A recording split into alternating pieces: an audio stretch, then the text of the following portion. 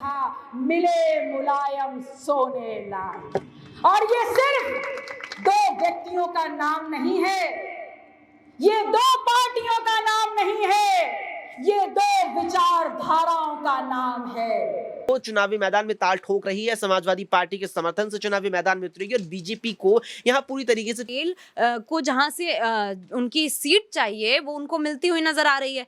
ऐसे में अखिलेश यादव के खिलाफ जाने के लिए उनको कोई और दूसरा वो समझ नहीं आया, तो उन्होंने वापस से अखिलेश यादव का यहाँ पर साथ देती हुई पल्लवी पटेल से आरएलडी और सपा की बात बिगड़ी थी सीटों को लेकर ही। अगर अखिलेश यादव फिर से इस तरीके की गलती करते हैं तो हो सकता है कि अपना दल के साथ भी अखिलेश यादव की बात बिगड़ जाए, और अगर इसी तरीके की चीजें करेंगे तो आने वाले समय में अखिलेश यादव की और भी जो सहयोगी दल हैं वो कहीं ना कहीं उनसे दूर होते हुए नजर आएंगे। तो मुझे नहीं लगता कि अखिलेश यादव एक बार फिर से ये गलती। नमस्कार, मैं नाज़मीन खान और आप देख रहे हैं SPN 9 न्यूज। आप सभी का बहुत बहुत स्वागत है मेरे खास प्रोग्राम बात सच की में।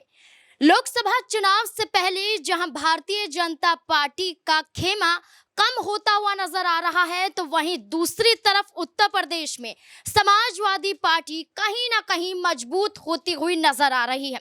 और मजबूत करने के लिए उनके सहयोगी दल अब यहां पर सहमति जताते हुए नजर आ रहे हैं, जो राज्यसभा के चुनाव के दौरान अपनी नाराजगी जाहिर कर चुके थे, जो ये कहते हुए नजर आ रहे थे कि समाजवादी पार्टी अध्यक्ष अखिलेश यादव पीडीए की विचारधारा पर नहीं चल रहे हैं। समाजवादी पार्टी का जो लक्ष्य था वो समाजवादी पार्टी भूलती हुई नजर आ रही है, लेकिन वही नाराजगी अब दूर समाजवादी पार्टी मुखिया अखिलेश यादव ने दूर कर दी है।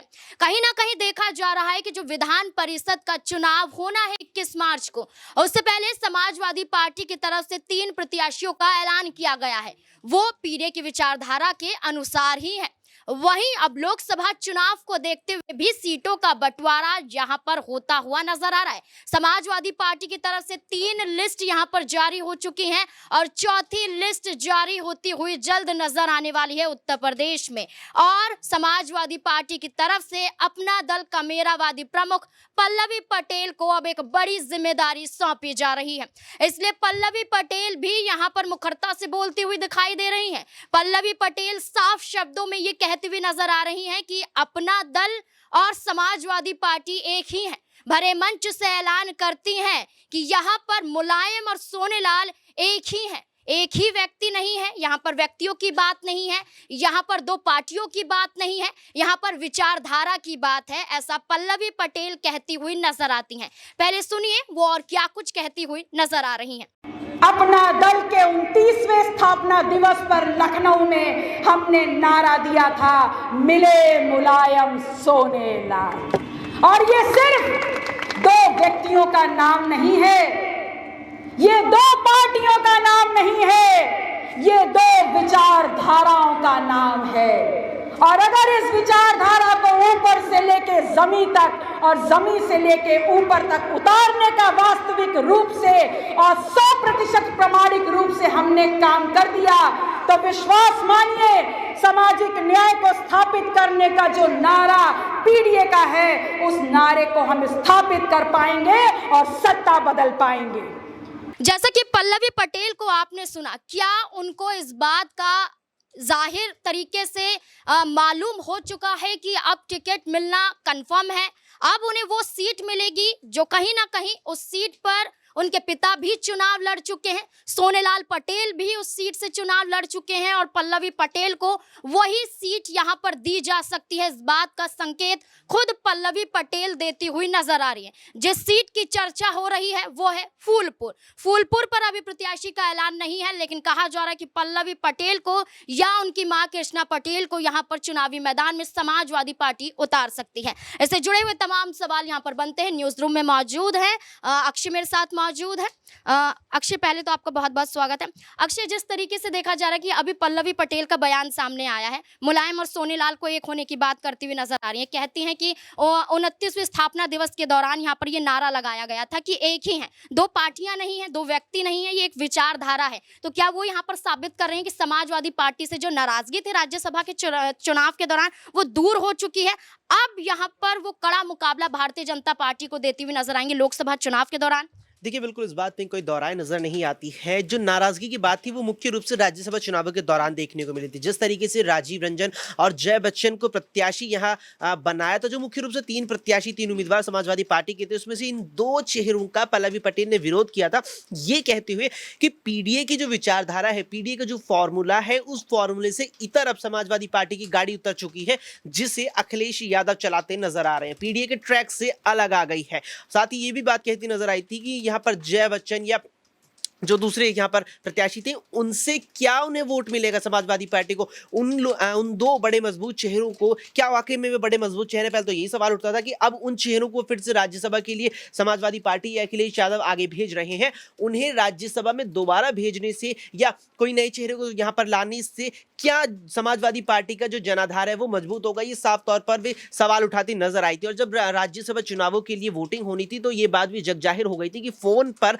अखिलेश यादव से उनकी काफी बहस हो गई थी, नोकझोंक काफी हो गई थी। हालांकि रामजी लाल सुमन के फेवर में पल्लवी पटेल ने वोट जरूर किया और साफ कर दिया था कि नोकझोंक और यहाँ पर विवाद जो है कुछ हद तक हो सकता है, मतभेद कुछ हद तक हो सकते हैं, लेकिन अखिलेश यादव के साथ मनभेद पल्लवी पटेल की कतई नहीं है। रामजी लाल सुमन को वोट करते हुए राज्यसभा में उन्होंने ये साफ कर दिया था। अब जिस तरीके से मुलायम सिंह यादव और अपने पिता सोनीलाल पटेल को यहाँ याद करते हुए, दोनों को यहाँ पर अपने भाषण में शामिल करते हुए दोनों के नामों को ये साफ कर दिया है कि वो चुनावी मैदान में ताल ठोक रही है, समाजवादी पार्टी के समर्थन से चुनावी मैदान में उतरेगी और बीजेपी को यहाँ पूरी तरीके से टक्कर देने के लिए तैयार है। क्योंकि जिस तरीके से आपने जिक्र किया यहाँ पर फूलपुर संसदीय क्षेत्र का, वहां से उनके पिता भी सांसद रह चुके हैं, अब बेटे यहां चुनावी मैदान में उतर सकते हैं। हालांकि इस बात पे अभी कहीं ना कहीं संशय के बादल है कि इस चुनावी मैदान में मतलब कि फूलपुर संसदीय क्षेत्र से यहां पर जो है पल्लवी पटेल ही चुनावी मैदान में उतरेगी या अपनी मां कृष्णा पटेल को वे टिकट दिलवा सकते हैं। हालांकि संभावनाएं अगर टटोली जाए तो ज्यादा पल्लवी पटेल को टिकट मिलने की है,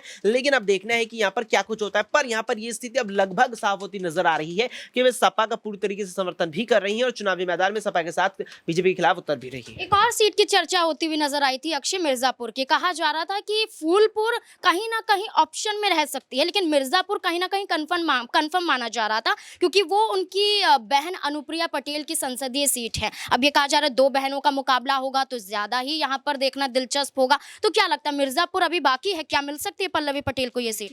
इस हिसाब से अगर देखा जाए तो संभावना तो मिर्जापुर की भी ज्यादा है, लेकिन कहीं ना कहीं देखिए जब सीट वितरण की बात आएगी, जब सीट पर प्रत्याशी उतारने की बात आएगी तो आला कमान जो चाहे बीजेपी का आला कमान हो चाहे सपा का आला कमान या सीधे तौर पर कहा जाए अखिलेश यादव इस बात को गहराई से जानेंगे कि मिर्जापुर में जिस तरीके से अनुप्रिया पटेल 2 सीटें भारतीय जनता पार्टी ने अपना दल सोनीलाल को दे दी है, अनुप्रिया पटेल को दे दी है उत्तर प्रदेश में।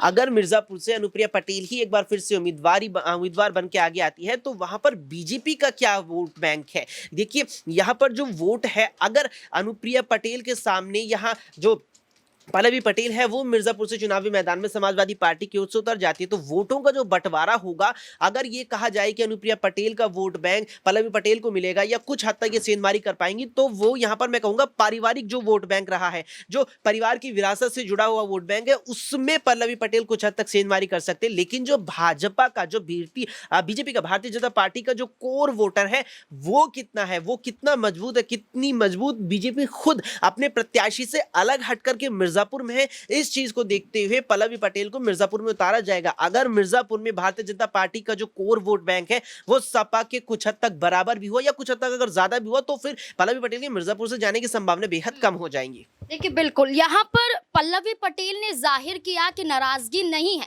मिले मुलायम सोनेलाल का नारा देकर ये साबित किया कि नाराजगी बिल्कुल नहीं है। वो ये कहती हुई भी नजर आई थी कि मेरे खून में धोखा देना नहीं है, मेरे परिवार में ये नहीं सिखाया गया है कि मुझे धोखा देना चाहिए। यानी कि वो साबित करती हैं कि समाजवादी पार्टी का हिस्सा है और उन्हीं के साथ रहेंगी। यही बात तो राष्ट्रीय लोक दल प्रमुख जयंत चौधरी ने भी कही थी, लेकिन जयंत चौधरी जिस तरीके से अपनी नाराजगी जाहिर करते हुए एनडीए के साथ मिल जाते हैं, एनडीए का हिस्सा बन जाते हैं और उसके बाद एनडीए में जाने के बाद जयंत चौधरी को एक एक करके बड़े झटके लगते हुए नजर आते हैं। राज्यसभा की बात हो, लोकसभा सीटों की बात हो या फिर रालोद से गए हुए कई करीबियों की बात हो, जयंत चौधरी को झटका लगता हुआ नजर आए। क्या इस बात का ही यहाँ पर अंदेशा अनुप्रिया पटेल की जो बहन पल्लवी पटेल पटेल हैं उन्हें होने लगा था, इसलिए अब यहाँ पर भरे मंच से ऐलान करती हुई नजर आ रही हैं। यहाँ पर शिखा मेरे साथ है, जानने की कोशिश करेंगे कि क्या पल्लवी पटेल की जो नाराजगी यहाँ पर दूर होती हुई नजर आई, क्या जयंत चौधरी को लेकर है। देखिए, जयंत चौधरी की नाराजगी दिखी, वो चले गए एनडीए के साथ, लेकिन शिखा क्या पल्लवी पटेल को ये लगा कि मैं नाराजगी जाहिर करूंगी, एनडीए में जाने का कोई फायदा नहीं होगा, पहले से मेरी बहन वहां पर मौजूद है, क्या उन्हें इसी बात का यहाँ पर खतरा सता रहा था कि समाजवादी पार्टी से हटूंगी तो लोकसभा का चुनाव भी नहीं लड़ पाऊंगी, इसलिए उन्होंने ये साबित किया कि समाजवादी पार्टी का हिस्सा अभी भी हूं। बिल्कुल, जिस तरीके से देखा गया कि पल्लवी पटेल शुरू में अपनी नाराज़गी साफ तौर पर यहाँ ज़ाहिर करती हुई नज़र आई।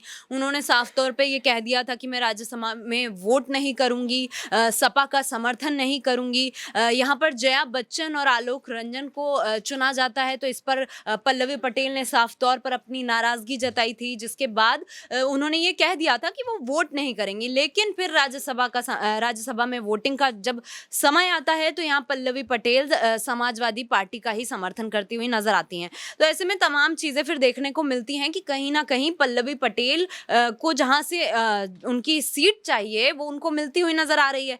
ऐसे में अखिलेश यादव के खिलाफ जाने के लिए उनको कोई और दूसरा वो समझ नहीं आया, तो उन्होंने वापस से अखिलेश यादव का यहाँ पर साथ देती हुई पल्लवी पटेल नजर आई। जिस तरीके से उनका अभी वाला भाषण सुने तो इसमें मुलायम सिंह यादव की तारीफ करती हुई नजर आई, साथ ही फूलपुर से फिर से उनके चुनाव लड़ने की बातें भी सामने आ रही हैं। तो ऐसे में कहीं ना कहीं अखिलेश यादव यहाँ पर पल्लवी पटेल की नाराजगी दूर करते हुए भी नजर आए हैं, जिसके कारण अब पल्लवी पटेल फूलपुर से उतरती यहाँ पर उम्मीदवार उतर सकती हैं, ऐसी बात भी सामने आई है।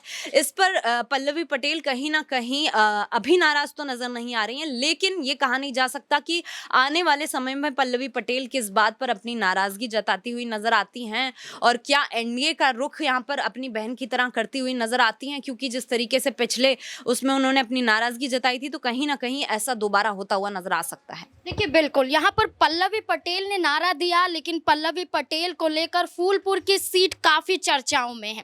लेकिन इसी फूलपुर की सीट को लेकर चर्चा ये हो रही थी कि दो दावेदार हो सकते हैं अपना दल से, तो वहीं पल्लवी पटेल और उनकी मां कृष्णा पटेल का भी जिक्र हो रहा था।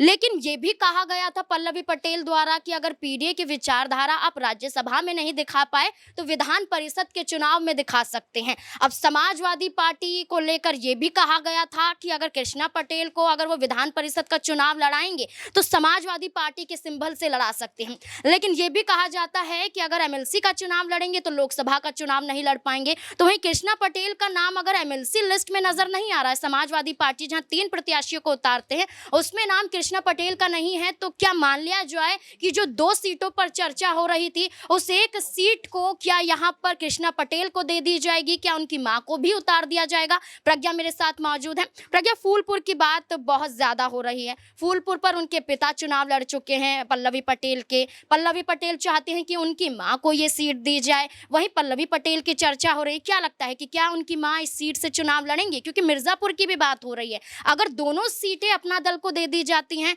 तो मिर्जापुर में तय मान लिया जाएगा कि पल्लवी पटेल है, तो क्या फूलपुर की सीट कृष्णा पटेल को दी जा सकती है?